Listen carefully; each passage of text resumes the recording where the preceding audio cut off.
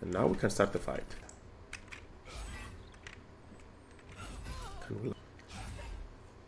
A reaction there. And let's use a low smite attack now. Could probably... Yep, with one level smite. Yep. So now we can guarantee on critical on this guy. Yep, probably wasted that smite slot. Then we have more movement speed to make even a little bit more attacks. To do another attack. And then we have the final attack. Just make sure he dies. Turn it back on. Move on next to the final target. We're out of charges, but if you are playing the fighter here, you would also be able to do an action surge and continue with 3 more attacks, right?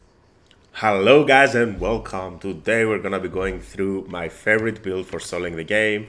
I haven't soloed the game with this build, but I'm pretty sure this would be my go-to way if I wanted to solo it. I'll probably try it on the final boss. I haven't gotten there yet, so no spoilers in the comments, please. And yeah, let's get straight to it. Or if you're gonna do spoilers in the comments, make sure that you write spoiler and then leave some space so that we can have to click on read more. Don't expect me to read them though. Always, if you like the content, guys, please make sure to subscribe and like the video. And yeah, let's get to it. So on level 1, we're gonna be starting out as a Paladin. Now, let's look at the spreadsheet so that we can know what the plan is. Let me change the order. Who gave you the order? So, about the Excel sheet, we're definitely going to be starting out as a Paladin to get the extra attack. Then we're going to be doing 5 levels of Warlock to get another extra attack and some spell slots that recuperate every short rest. And Pact of the Blade. Pact of the Blade is very useful. And then we can have the option of going either for 2 levels of Paladin to get another fighting style and to get the action search, which is going to be very useful with our build and the way that we're going to be fighting. Essentially, this build is going to be focusing on finishing the battle in 1 turn. Alternatively, if you want to go for like the more defensive route and the more protective route so you can make more mistakes on turn 1, Wizard level 1 and another level in Paladin will give you the ability to cast spells from the Wizard spell list, give you more armor class because you're going to be able to cast shield as a reaction. And it's also going to give you the Aura of Protection, which will boost your defense against most of the enemy spells, so you're not going to be easy to succumb into any condition from the enemy. Thank you, Senorix, for subscribing. So, we start out as a Paladin, but before we get to that, let's look at the stats. Now, for stats, what I would recommend starting with is as high as a Charisma as possible.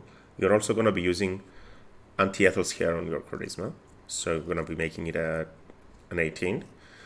Then you want to put 14 points in Constitution, and then you have 2 more points to either put on Dexterity, Wisdom, or Intelligence.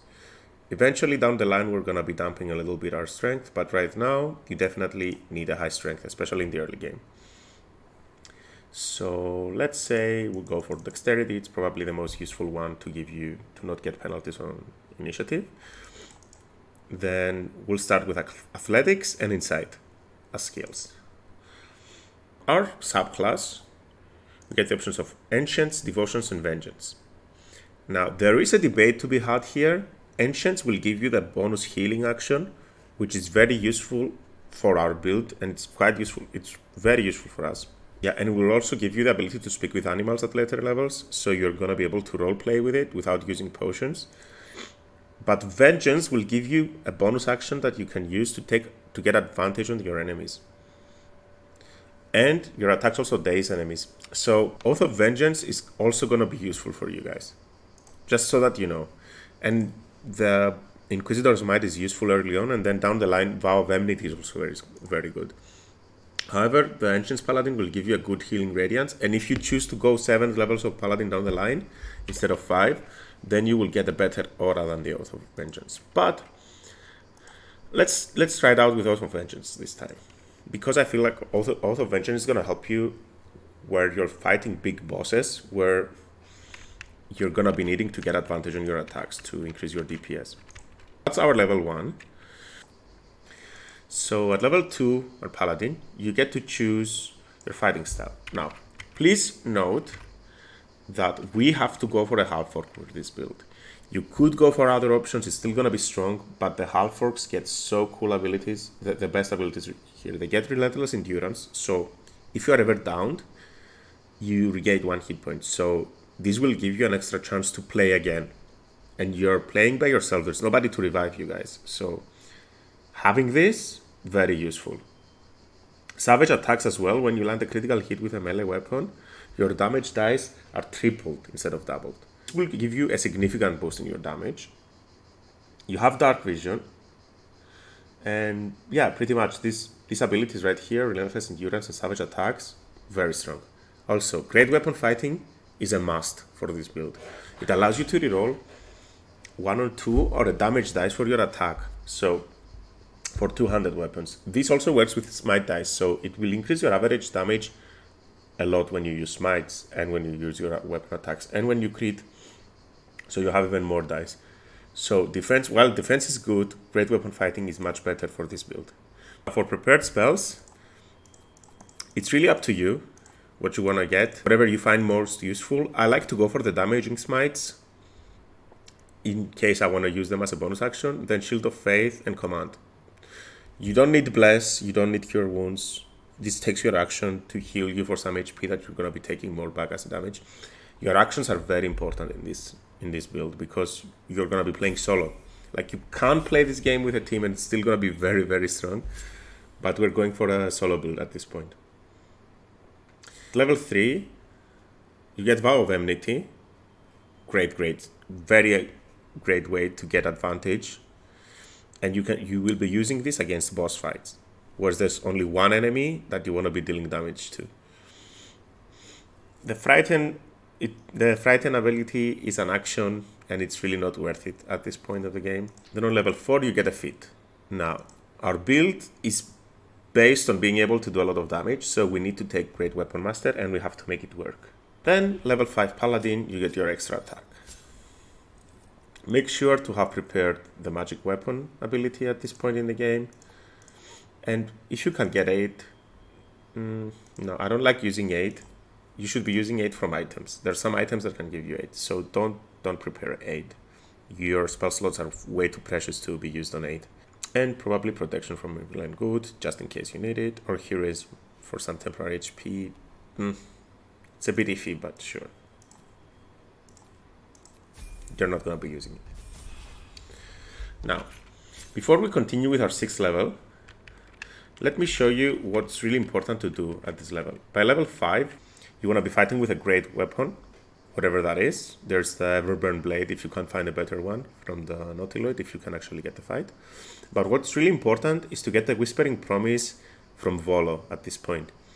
You can get this ring, which says when you heal a creature, you get 1d4 bonus to attack rolls and saving throws. So if you have gone for the option of Paladin of the Ancients, your bonus action will be giving you Bless for 2 turns. However, what you can do with this mode, with this build, is you can just drink a potion. And as you can see, you get Bless. And because we're wearing the Arcane Synergy amulet, you also get Arcane Synergy. So you can heal yourself with your bonus action. It will also give you Arcane Synergy, which Arcane Synergy is one of my favorite and probably one of the most important buffs you need to find and get. Like any Arcane Synergy item that you can find, you have to wear it. I like the DM. You get it from the Inquisitor in Act 1. Make sure to get this item. You're going to be wearing until Act 3. I haven't found any better items in Act 3 than Arcane Synergy for this build so far. So, but I'm still early in Act 3. So yeah, it allows you to add your abilities, your spellcasting ability modifier to your attack. So since we're going to be doing a lot of attacks, +5 or +4 or +3 according to your build is very important. So let's continue leveling. So we have 5 levels of Paladin. Now we're going to go in Warlock. Now you have 2 options for Warlock levels. To be honest, if you want to get a little bit more levels of Paladin before level 10, where you get the extra attack from the Warlock and then Respec later, that's an option. But I'm not going to make it a little too confusing. We're going to continue as normal. For cantrips, I would definitely get Friends to manipulate people. And probably Eldritch Blast at this point. Now for subclasses, you have 2 options. The Fiend, which will give you temporary HP whenever you kill an enemy. you're going to be killing a lot of enemies. You're the only person in your party, right? This is a solo run. So this is useful. But what's also useful is whenever you land a critical hit, which we can do so reliably, the creature and nearby enemy creatures must succeed on a wisdom saving throw or become frightened. Mortal reminders. So you have a free fear ability whenever you crit. And fearing your enemies so that they have this advantage on their attacks is probably one of the best ways to really set yourself up, because you're going to have a high armor class with this build. So when your enemies have this advantage, which is an average of -3, -4 on every attack roll they make, it significantly boosts your survivability. Then for the spells that you're going to be learning, you definitely need Armor of Agathis, and then I'm thinking between Hex to boost your damage or Hellish Rebuke. I like Hellish Rebuke better because it's a very reliable way to do damage with your reaction, and it's definitely not something small that you can ignore. Hellish Rebuke is one of the best reaction ways to deal damage, and very consistent and reliable because people will try to attack you. You are the only party member, right? And then for spells at level 2, again, you can get Hex at this point. And I will definitely pick Agonizing Blast in case I have to shoot somebody from afar. And probably Repelling Blast or Devil's Sight. Yeah, Devil's Sight at this point, for sure. You need to be able to fight in the darkness. And yeah, I wouldn't change any of the spells. Now level 3, this is important. You go Pact of the Blade. You don't go for anything else. You have to go for Pact of the Blade. This will give you the Bind Pact weapon ability, so the weapon that you're holding will be using your charisma instead of your strength.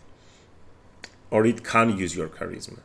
And we're going to be maxing our charisma. We will be drinking potions that boost your strength very down the line. So right now, this is useful for us.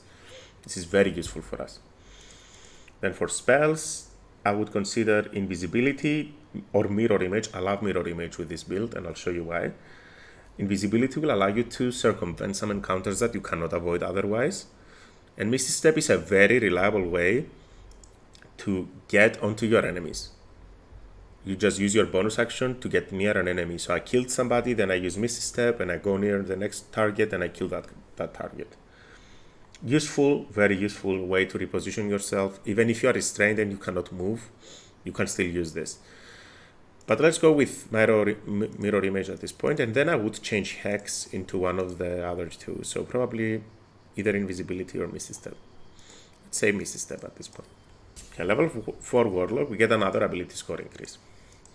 Now, at this point of the game, I would respect my statistics. So let's go through it together. Let's do the respect together, because this is important. Check your statistics and you will go through the same process, making the same decisions, but now instead of having this many points in strength, you will put the point in constitution, get it to 16. So let's clear. You're going to be maxing out your charisma, putting 15 points in constitution, and now you have 9 points to play with. You can put some points in strength if you want to be carrying a little bit more weight. Definitely consider putting points in wisdom and intelligence. Now, I would definitely consider having some points in strength or dexterity. Remember, you need to have either proficiency with athletics or acrobatics. And since you can get proficiency in athletics, I would keep 12 points in strength so that I have at least a +3 in my save against being shoved, because you don't want to be shoved. Yes, there is an item that can prevent being shoved down the line that we're going to get. But at this point of the game, level 8, level 9, we're going to be needing that. So yeah, let's say you have 13 strength, 10 intelligence and wisdom, and 17 charisma now. I'll quickly level up again to where we were, getting the same choices. I've respect all the way back up here, and now we get to choose again. So at this point you get another level 2 spell. We're going to be changing this very soon, so it doesn't matter what you get. Hold Person is good if you want to cast it before combat, but yeah, it wouldn't be my option. You can also get invisibility from various rings. There's like 2 rings by this point that give you invisibility, so you don't really need it. And now you're going to be going for an ability score improvement on your charisma. Note that if you spare anti-ethel, which you should do, you're going to be able to have charisma, 20 charisma at this point in the game, because you can use her boon to boost your charisma by 1. And make sure to not kill Astarion, guys. until you reach Moonrise Towers, because you can get something that an elixir that boosts your strength by 2. Now at level 5 Warlock, you get some really cool spells. I'll definitely pick Fireball. You never know when you're gonna need that. And you're in the Invocations, you want to be going for Repelling Blast. Mar the Mind is tempting, but remember, you're by yourself, so the only way this would be useful is if you cast it before combat. And it's concentration, and you have to be concentrating on 1 or 2 spells that are going to be very useful for you. Now, yeah, these are our spells. I would probably also change Invisibility into either Counterspell or Fear or Hunger of Hadar. Hadar, an amazing way to control the battlefield by yourself. And you have Dark Vision, so you can actually fight in it. Or you can go for Counterspell. You don't have enough spell slots. You could use Arcane, Elixirs of Arcane Superiority to be able to cast this. But you would rather be using your spell slots for smiting. However, the fact that you can counterspell will also show you what spells your enemies are casting, so you can know how to play against them if you fail an encounter. Okay, now you've reached level 10. At this point in the game, you're already progressed. You've almost finished Act 2, or you have finished Act 2 by this point. So let's talk about what you're going to be wearing at this point. Right? You can get the Darkfire Shortbow. At the start of Act 2, you can get this item. This allows you to cast haste, and it gives you resistance to fire and cold damage. Amazing bow. You're never gonna be playing with a bow, so just wearing this makes it useful. So you just wear this for the cosmetic reasons and for getting haste and the resistances. You're never gonna use this to shoot bow. You can get the Charge-bound Warhammer early in Act 2 as well from the vendors, if I recall correctly. And this Warhammer, if you bind it as your Warlock weapon, it gives you an additional +1. This is because it's a packed weapon. So this will give you enough damage. This is probably one of the highest damage weapons to have at this point in the game. It's also bludgeoning damage. Then Circlet of Arcane Synergy, as we talked about. It's very useful to get that bonus in damage, especially with 20 charisma that you're going to be having. So it's going to be doing 5 more damage on every attack that you make just by drinking a potion. It's either Cloak of Displacement to give your enemies disadvantage on attacks against you, or Cloak of Protection. Both are good. So it's really up to you. If you can get disadvantage reliably, you can go for this one. It also gives saving throw proficiency, +1 to all saving throws. So yeah, very strong. For gloves, I like the Martial Exertion gloves, and I'll show you why during the combat. But essentially what this does, it allows you to get an additional attack in that turn by taking a little bit of damage. And you want to be going first, right? So since we're going to be going first, being able to do that extra attack will be very significant for us down the line. And the reason is that we're going to be using a potion that really relies on this. So make sure to get these gloves. I'm not exactly certain where you get it, but yeah. If you really want to, just comment below and I'll figure it out. I'll find out where I got it, where I got them, and I'll comment. And I also like evasive shoes here for the armor class bonus. I haven't found any boots that really help this build a lot. Maybe the boots that give you Misty Step from Nier, they are also good at this point. Comment if you found any items that would be better for this build, guys. So again, we're wearing the Whispering Promise. From levels 2 or 3, you can pickpocket this off Volo. And the 1d4 bonus to saving throws and attack roll is massive for us. So using your action to drink a potion before you start the fight, a healing potion, will significantly increase your chances to land those attacks with Great Weapon Master. And you have to land those attacks. I also like Killer Sweetheart drink here. This is one of my favorite drinks to have. After you kill a creature, you get the chance to... Your next attack will be an attack roll. Your next attack roll will be a critical hit. You choose if you want to use this, by the way. And if you use this, then you can combo it with the Surgeon Subjugation Amulet. You get this from the Surgeon in Act 2. So you can guarantee a critical hit. So I kill a random mob that exists in combat, and then I go on the boss. And I guarantee a critical, and that critical is guaranteed to paralyze the target. And paralysis means that the enemy will be automatically crit and you have advantage on all attacks against them. So you have 2 turns to kill the boss while they cannot act. So just with this, you can basically win almost every boss fight in the game. So this is the item combo. Now for armors, you can wear anything with Force Conduit. Force Conduit is an amazing way to reduce damage taken that you take. Or you can wear Kethric's armor to prevent being shoved. You can toggle on the passive. Yes, it will give you this advantage. Yeah, Reaper's Rigidity. Essentially, you cannot be moved against your will by spells or actions.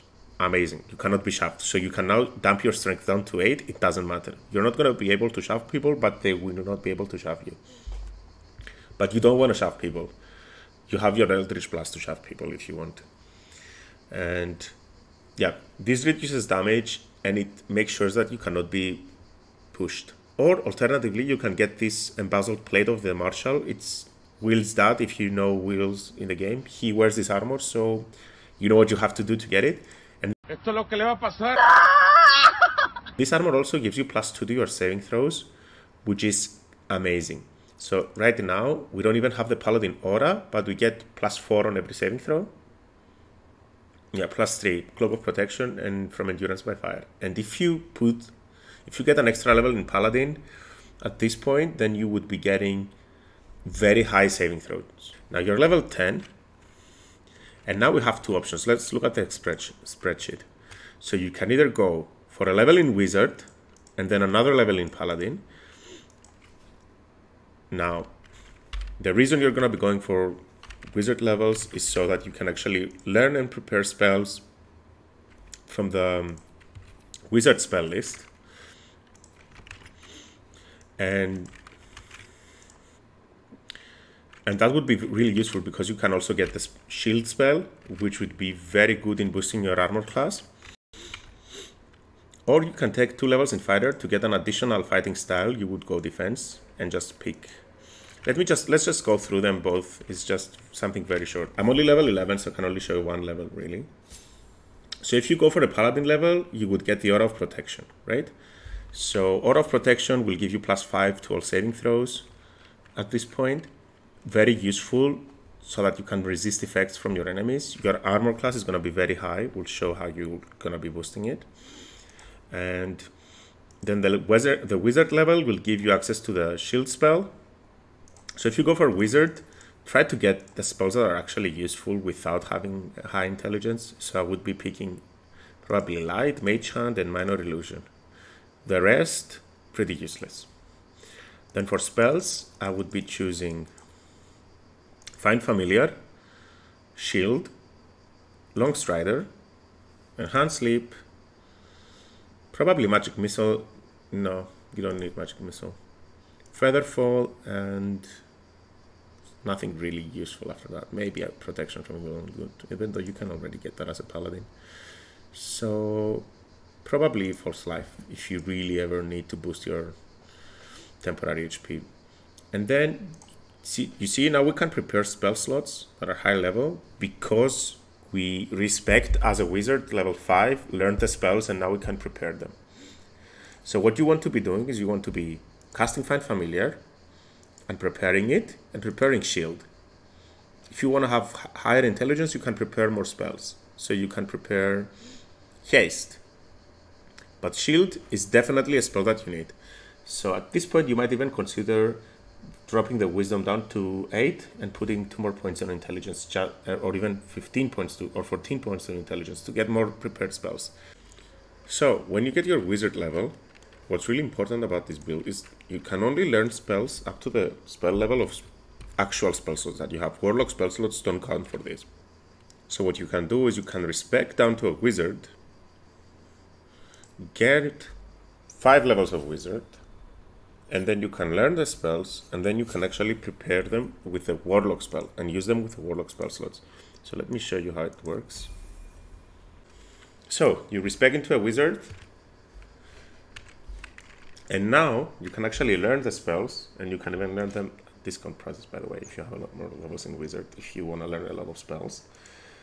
And you can learn, let's say we learn up to 3rd level spells, so let's learn Protection from Energy, and Stone, and Stinking Cloud, Sleet Storm, and Web, and Vampiric Touch. You would be learning haste in this point, right? But just for the demonstration to explain how this works. So now we can respec back into our previous class, and I'll just show you real quick how it works. So let's just say we go 5 levels of Warlock, just so that we don't waste too much time, because you're gonna get the 3rd level spell slot at 5 levels of Warlock. Ignore the stats. So we got our 5th level of Warlock. And now if we get 1 level in Wizard,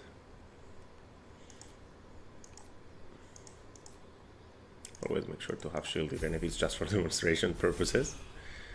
Okay, so right now we can go here, and you see we already know these spells. Earlier we weren't able to prepare them, right? But now we can prepare them and use a Warlock spell slot for them.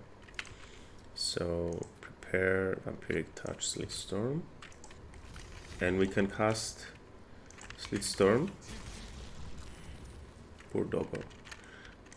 No animals were harmed in the production of this video. So as you can see, you can still do it. So even though you won't be able to learn them the conventional way with the wizard, you can still respec into wizard. So for 100 gold, you can do your job. And then you can pickpocket the gold back from Withers, and he doesn't even care if he catches you, as you can see. Now our proficiency is horrible. We probably need a thief to get all of that gold back, or to equip some items or high dexterity. But yeah. To look out for our haste, animate dead to get that extra summon, fireball, blink. Blink could really win you the game by itself, because at the end of your turn, you just get to 50% of the time, you get to disappear, and the enemy cannot hit you. They can't find you, you're not there. So just like that, you can RNG your way out of a tough situation. Hypnotic Patron is also useful, but it's not good because your intelligence is low. And we don't want to change our amulets. So definitely haste, animate dead, and blink are the spells I would be considering at this point. Even Misty Step as a bonus action is a good one. Yeah, just make sure that you go here to your Warlock stuff, you get Find Familiar, you summon it, it's free. So always go for the Raven. Then you unprepare yeah, it still stays. You unprepare it, and you prepare shield. Also, I think you can use Longstrider, and it's a ritual, so it doesn't take a spell slot. So you can use that on yourself and the Raven. And you both now have increased movement speed for no cost. Just do it, why not? And then you can prepare your shield again. So right now, your armor class is 21. And what you want to be doing before every fight is casting haste either from your wizard spell slot or from the Darkfire crossbow. Let me save. Yep. And then casting Mirror Image. Oh, we're not in combat mode. Yeah. So that would be 1 turn, because you get 2 actions. And now you have 32 armor class. Just like that. 32 armor class. And additionally, before every fight, you want to be casting Armor of Agathis at level 3. Right? You always want to have this on you, and then you're taking a short rest. So you regain the spell slot. Right? So now you would start combat with your maximum HP plus 15 temporary hit points, and you have your spell slots, and you only used the ability from the bow, which we don't really care about, but you are concentrating on it. So note that you're gonna have to make some Constitution saving throws. Having Bless for this is very useful, so make sure to be drinking those potions with the bonus actions, because our Constitution saving throw right now it's +1, +2, +2, +3, so it's a +8. So we're pretty good at it, and we're not even proficient at it, right? So that's how it would look like in this scenario, and you're now able to start combat. You would also get another level in Paladin, right? So you would also have another +5 on your Constitution saving throw. So it would be +13. So it would be really, really hard for you to fail that con save. You'd have to take a lot of damage. So your turn would look a little bit something like this. You either drink a potion if you don't have the condition. If you buffed yourself beforehand and healed yourself, then you're getting the bless, nevertheless. And so let's say that you didn't prepare it for some reason. You would be drinking a potion with your action, with your bonus action. So, yep, you'll be drinking a potion and refreshing the buff. So let's go through our preparation round, right? Warlock spell slot to get your Armor of Agathis. Then you take a short rest. You could also, if you really want to abuse this, you could even use your Warlock spell slot to cast Haste, which you will know from your Wizard spell list. Now, we have the Raven out, we have ourselves ready. So now what we have to do is we have to use our action to cast Haste. And still in the same round. So one action would be used to cast Haste, and the second action would be used to cast Mirror Image. Get that armor class up to 32. Now, Elixir of Bloodlust. Yep. They're not that rare. They're green. When you kill something, it gives you an additional action, so it's like a 3-action surge. Your weapon is bound. You're ready.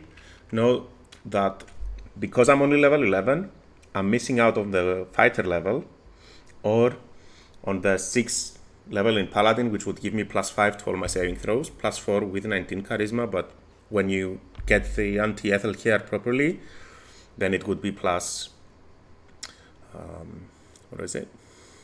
It would be 20, so it would be +5. So it would be +11 on my Constitution saving throws, and I would be dealing one more additional damage ×3, I think, because of my bonuses from Arcane Synergy, etc. So we're doing a little bit more damage in this demo, and we're also going to be doing, it's going to be easier for us to lose our concentration. Also, if you went the fighter route, you would Respec at level 11, and you would get 2 levels in fighter with defense fighting style, so you'd have one more armor class, but you wouldn't be able to cast shield. So you'd be at 33, you wouldn't be able to cast shield, but you would be proficient with Constitution, so you would have +11 to saving throws, +10 with saving throws. So we're a little bit worse off because we're 1 level behind. Maybe I'll be able to do this video again down the line if you want to. So that's our preparation round. Also, guys, make sure that you go to your reactions and you prepare everything.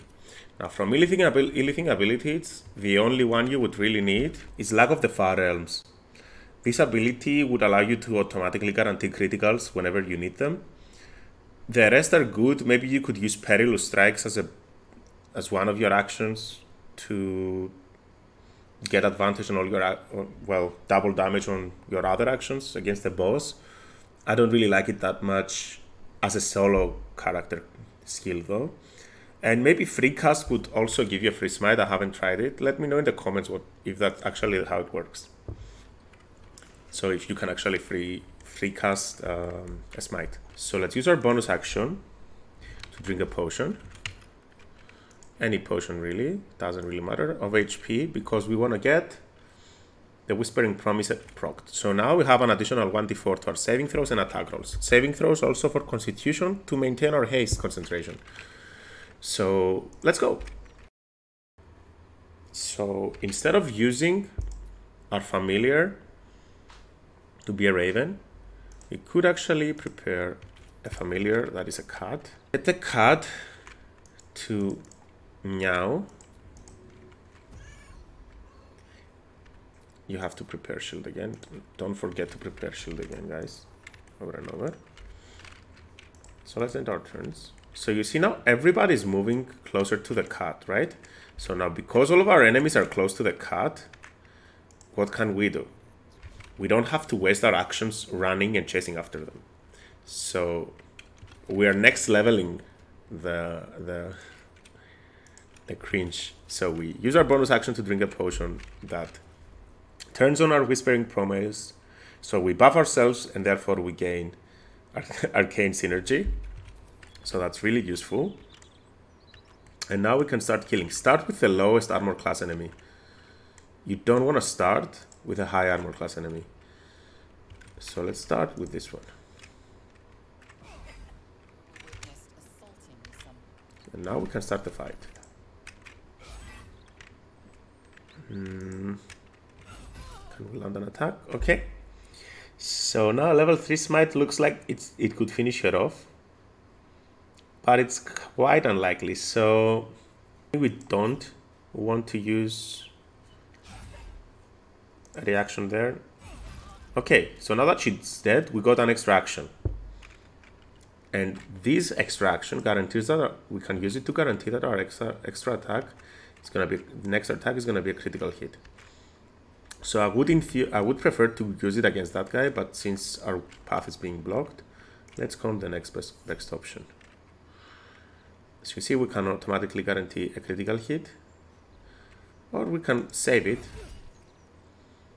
And let's use a low smite. So a second level smite attack now could probably, yep, with 1 level smite, yep, second level smite. Okay, so now we can guarantee on critical on this guy and use a 3rd level. Well, we don't need a 3rd level. We hit him for quite hard, so let's do 2nd level smite. Yep, he's dead. Yep, probably wasted that smite slot.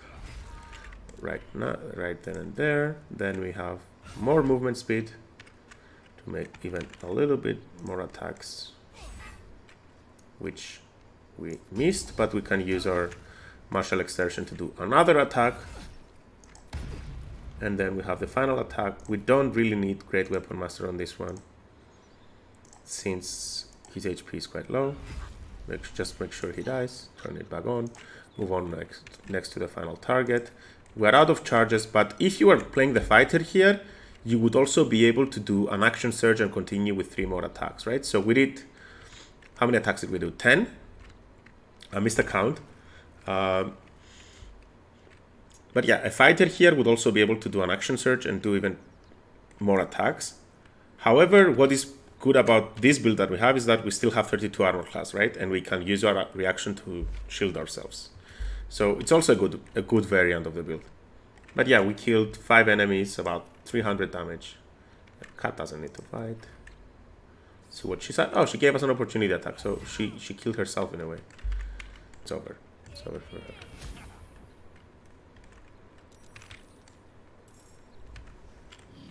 So if he hadn't played it so well early on, it would have looked really grim, right? But thankfully, we're very good at the game. Yeah, guys. So this is how it would look like. This is how it would look like. Also, you could also equip a legendary Orphic Hammer, which gives you advantage against saving throws against spells. This would make it so much easier for you to succeed on saving throws. Very important. And always remember to drink potions. You see, I forgot about the potions and I lost my bless here. You want to be keeping your bless. So this is the build, guys. Please let me know if you enjoy this, if you want to see more of it, or if you want to see anything else in the channel. I do go through a lot of builds and I do try to do a lot of things in the channel. So whatever you guys want to do, let me know. Perhaps you could do a poll about them or what you comment below in this video. Thank you so much for being here, and I'll see you in the next one.